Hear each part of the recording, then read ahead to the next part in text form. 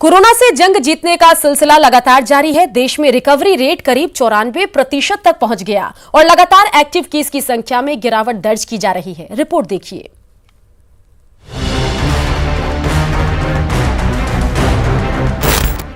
देश में कोरोना का खतरा बरकरार है, अभी भी इससे जंग जारी है, इससे इनकार नहीं किया जा सकता। लेकिन अब जमीनी हकीकत ये भी है कि कोरोना को मात देने वालों की संख्या में लगातार तेजी से इजाफा हो रहा है। देश में रिकवरी रेट करीब 94% तक पहुंच गई है। पिछले 10 दिन में 50,000 से कम और 3 दिन में 40,000 से कम कोरोना के केस मिल रहे हैं।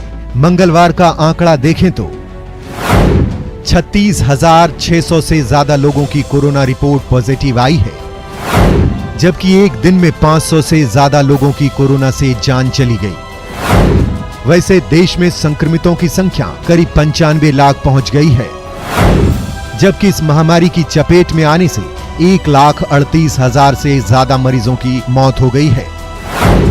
उधर कोरोना से 89 लाख से ज्यादा मरीज ठीक हो चुके हैं। आंकड़ों से साफ है कि कोरोना तो लोगों को डरा रहा है, लेकिन जैसी रिकवरी है इससे साफ है कि लोग अब इससे निपटने के तरीके भी सीख गए हैं। अब तक 14 करोड़ से ज्यादा कोरोना टेस्ट देश में हो चुके हैं और हर दिन करीब 10 लाख टेस्ट हो रहे हैं। वैसे अगर देखें तो कोरोना संक्रमितों की संख्या के हिसाब से अमेरिका के बाद भारत दुनिया में दूसरा सबसे प्रभावित देश है। लेकिन जिस तरह इस महामारी का खौफ लोगों के मन से उतरा है और इस विषाणु के जद में आने के बाद आजादी पा रहे हैं, इससे मानसिक रूप से भी लोग मजबूत हो रहे हैं। वैसे अभी जो देश में कोरोना को लेकर हालात है, इसे देखते हुए कोरोना को हल्के में लेने की गलती बड़ी भूल होगी, लिहाजा इससे सतर्कता बरतना जरूरी है। Bureau report, news 18 network. Chatra के दिव्यांग प्रकाश गंझू ने अपने हौसले की बदौलत अपनी मंजिल हासिल कर ली। आज वो हर किसी के लिए मिसाल बन चुके हैं। कहते हैं पांव ना हो फिर भी मंजिल मिलती है। अपने हौसले से ये साबित कर दिखाया है चतरा के दिव्यांग कंप्यूटर ऑपरेटर प्रकाश गंझू ने। उनके जन्म से ही दोनों पैर नहीं है, तो क्या हुआ, उड़ने का हौसला तो है। इसी सोच ने उनके अभिशाप को उनकी ताकत बना डाला, जिसकी बदौलत वो जिंदगी का हर इम्तिहान पास करते चले गए। कठिन रास्ते पर चलकर पढ़ाई पूरी की, कंप्यूटर का कोर्स कर लिया और आज प्रज्ञा केंद्र के कंप्यूटर ऑपरेटर की जिम्मेदारी बखूबी संभाल रहे हैं। मेरा परिवार भी जीवन बसर चल रहा है और मेरा भी चल रहा है, और इस तरह मेहनत करने के बाद सारे को मैं बोलता हूँ कि अगर मेहनत करे तो अगला कभी परेशानी दूर हो सकता है। कहते हैं मंजिल उन्हें ही मिलती है जिनके सपनों में जान होती है। प्रकाश गंझू के सपने भी कुछ ऐसे ही थे, जिसकी बदौलत मुश्किल डगर पर चलकर वो अपनी मंजिल तक पहुंचकर ही माने। सूर्यकांत, न्यूज़ 18 चतरा। भागलपुर में अक्सर नाव हादसे की खबरें आती रहती है। ऐसे में नाव से यात्रा करने वालों के लिए वाटर हेलमेट बड़े काम का साबित हो सकता है। कैसा है ये वाटर हेलमेट, आइए देखते हैं। गंगा नदी में आप बीच मझधार में फंस गए और बचने का कोई रास्ता नहीं दिख रहा है, तो ये वाटर हेलमेट आपकी जान बचा सकता है। भागलपुर के चिकित्सक डॉक्टर अजय सिंह ने जरीकेन और बैग के फीते से महज 150 रुपए खर्च कर इस किफायती वाटर हेलमेट को तैयार किया है, जो भागलपुर में अक्सर नाव से गंगा नदी पर सफर करने वाले मुसाफिरों के लिए मुसीबत के समय वरदान साबित हो सकता है। इसको बनाने में जो 100-150 तक के भी ये खर्च में आता है, और इसको मैं दिखाना चाह रहा हूँ कि इस तरह से छोटा सा उपकरण भी यदि सरकार मुहैया करे या नाविक रखे तो लोग ऐसे एक्सीडेंट के माहौल में बच सकता है। नदी में अचानक नाव हादसे के शिकार यात्रियों के रेस्क्यू में अक्सर देर होती है। ऐसे में ये किफायती वाटर हेलमेट न सिर्फ आपके नाव का सफर सुरक्षित बनाएगा, बल्कि आपकी सुरक्षा की गारंटी भी साबित होगी। राहुल, न्यूज़ 18 भागलपुर।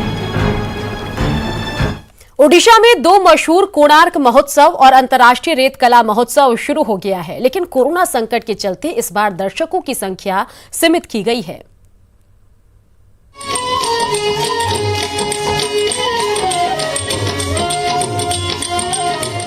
भारत के पारंपरिक और शास्त्रीय संगीत और नृत्य का संगम कोणार्क महोत्सव शुरू हो गया है। ये महोत्सव 5 दिन यानी 5 दिसंबर तक चलेगा।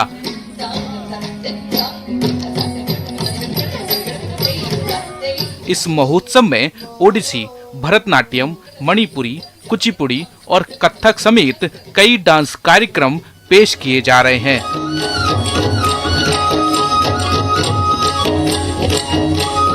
इस महोत्सव में इस बार उड़ीसा और भारत के अन्य राज्यों से 70 से ज्यादा कलाकार हिस्सा लेने वाले हैं। ये अपॉर्चुनिटी है इस मतलब इतने प्रेस्टिजियस स्टेज में परफॉर्म करने के लिए।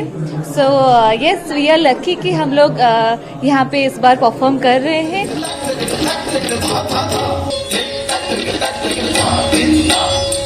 एक ओर कोणार्क के सूर्य मंदिर की पृष्ठभूमि में कोणार्क फेस्टिवल की धूम है, तो दूसरी ओर थोड़ी दूरी पर 9वां अंतर्राष्ट्रीय रेत कला महोत्सव भी शुरू हो गया है, जिसमें कई रेत कलाकार हिस्सा ले रहे हैं। सबसे पहले तो हम लोग साल भर तैयारी करते हैं यहाँ पे पार्टिसिपेट करने के लिए, क्योंकि ये एक इंटरनेशनल प्लेटफॉर्म है। तो यहाँ पे जो भी कलाकार आते हैं वो चाहते हैं अपना जो बेस्ट है वो देने के लिए, हम लोग भी वही प्रयास करते हैं। कोरोना संकट के मद्देनजर इन दोनों महोत्सव में कोरोना गाइडलाइंस का पालन करना अनिवार्य किया गया है। एक ओर कोणार्क महोत्सव में दर्शकों की संख्या 2000 से घटाकर अधिकतम 600 रखी गई है, वहीं सागर तट पर रेत महोत्सव में सोशल डिस्टेंसिंग और सैनिटाइजेशन का ध्यान रखा जा रहा है। Bureau report, news 18 network.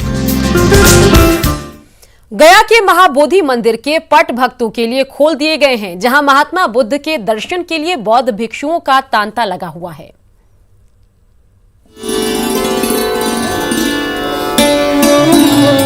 विश्व प्रसिद्ध महाबोधि मंदिर में पवित्र बोधि वृक्ष की छांव तले ये बौद्ध भिक्षु ध्यान मग्न बैठे हैं। पूरे मंदिर को फूलों से सजाया संवारा गया है, तो महाबोधि मंदिर के गर्भगृह में पूजा अर्चना का दौर लगातार चल रहा है।